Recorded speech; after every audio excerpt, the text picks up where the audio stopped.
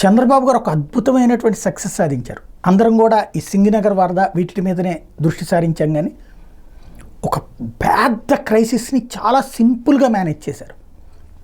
గతంలో హయ్యెస్ట్ వరద కృష్ణానదికి ప్రకాశం బ్యారేజ్ దగ్గర వచ్చింది 2009 సంవత్సరంలో రోషయ్య ముఖ్యమంత్రిగా ఉన్న టైంలో. అప్పుడు 10.94 లక్షల క్యూసెక్కుల వరద వచ్చింది.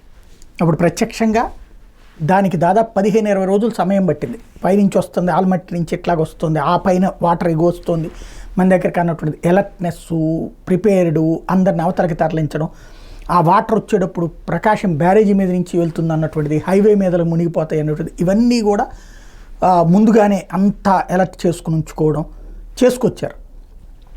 అది దాదాపుగా చాలా టైం తీసుకుంది కాబట్టి పక్కా ప్లాన్తో చేసుకోగలిగారు. అట్లాంటిది నిన్న వచ్చింది 11.43 లక్షల క్యూసెక్కులు. అంటే అప్పట్లో వచ్చిన దానికంటే కూడా ఇంకొక అడుగు ఎత్తు. క్యూసెక్ అంటేనే క్యూబిక్ సెకండ్ ఫర్ మీటర్ అన్నమాట. అలాంటిది ఇది 1 మీటర్ వాటర్ క్యూబిక్ సెకండ్కి వచ్చేటటువంటి ఫ్లోని అంటుంటారు. ఇక్కడ పాయింట్ ఏంటంటే ఆ టైంలో అసలు అప్పటికి మళ్ళీ అంత ఇది కాకుండా చాలా కూల్గా ఓ పక్కన ఇటు ప్రకాశం ఈ ప్రకాష్ నగర్, సింగనగర్ ఇటు వరదలు ఇటు పక్కన నడుస్తూనే ఉండగానే ఇటు పక్కన చాలా స్ట్రాటజిక్గా చక్కగా నీటి ప్రవాహం వెళ్ళిపోయింది. ప్రాబ్లం లేకుండా డౌన్ నిదానంగా తగ్గుతూ వచ్చింది. అప్పట్లో ముంపుతో పోల్చుకుంటే చాలా వరకు జాగ్రత్తగానే నడిచింది. అంటే వర్కింగ్ స్టైల్ అన్నటువంటిది చాలా కూల్గా సాగిపోయింది. పర్ఫెక్ట్గా మేనేజ్ చేయగలిగారు, పర్ఫెక్ట్గా ప్లాన్ చేసుకోగలిగారు. ఇరిగేషన్ అధికారుల్ని అభినందించాలి ఈ విషయంలో.